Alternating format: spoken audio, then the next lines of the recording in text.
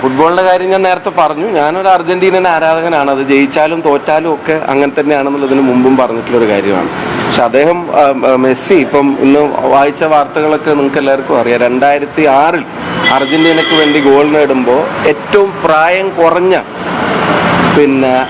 അർജന്റീനക്കാരനായി മാറുന്നു. ഇപ്പം 2026 അർജന്റീനയ്ക്ക് വേണ്ടി ഗോൾ നേടുമ്പോൾ ആ ഗോൾ നേടുന്ന ഏറ്റവും പ്രായം കൂടിയ അർജന്റീനക്കാരനായി മാറുന്നു. പ്രായം കൂടിയ ഹാട്രിക്കിൻ്റെ ഉടമയായി മാറുന്നു.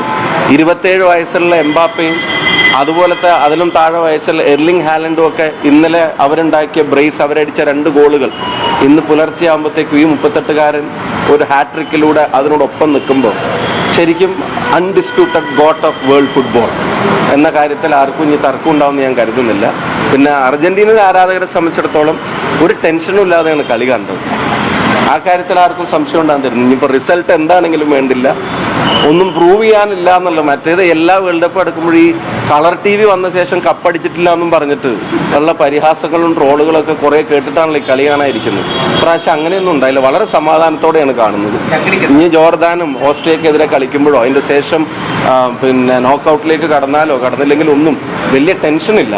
എന്തായാലും ഫുട്ബോൾ ആവേശം എല്ലാ ടീമുകളും ഇപ്പം എന്നാൽ ശരിയും നമ്മൾ പറയാം ചെറിയ ചില ടീം. ഇപ്പോൾ കേപ്പ് വെർഡയുടെ സ്പെയിനെതിരായിട്ടുള്ള മാച്ച് നമ്മൾ കണ്ടു. അതിൽ ഗോൾ കീപ്പർ 40 വയസ്സ് തികഞ്ഞ ഒരാൾ, വേറൊരു രാജ്യത്തിൻ്റെ ലീഗിൽ 2nd ഡിവിഷനിൽ കളിക്കുന്ന ഒരാൾ രാജ്യത്തിന് വേണ്ടി ഒരു പ്രധാനപ്പെട്ട ഉത്തരവാദിത്തം ഏറ്റെടുത്ത് ഇപ്രാവശ്യത്തെ മോസ്റ്റ് ഫേവറേറ്റ്സ് എന്ന് കരുതപ്പെടുന്ന ഒരു ടീമിനെതിരെ ആ കളിയിൽ ഏറ്റവും കൂടുതൽ ബോൾ ടച്ച് ചെയ്തത് പ്ലേയേഴ്സ് അല്ല. അതിൻ്റെ കണക്കുകൾ പറയുന്നത് ഫോർവേഡോ ഡിഫൻഡേഴ്സോ മിഡ്ഫീൽഡേഴ്സോ ഒന്നുമല്ല, ഒരു ഗോൾ കീപ്പറാണ്.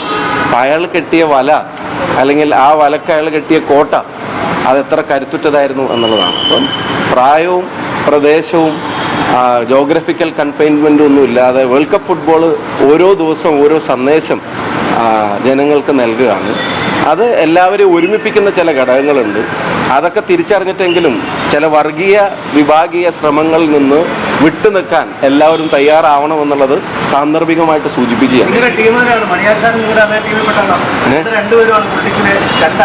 അല്ല, ഞാൻ പറഞ്ഞ നമ്മളെ എല്ലാ അതിരുകളും ഫുട്ബോൾ ഇല്ലാതാക്കണമല്ലോ.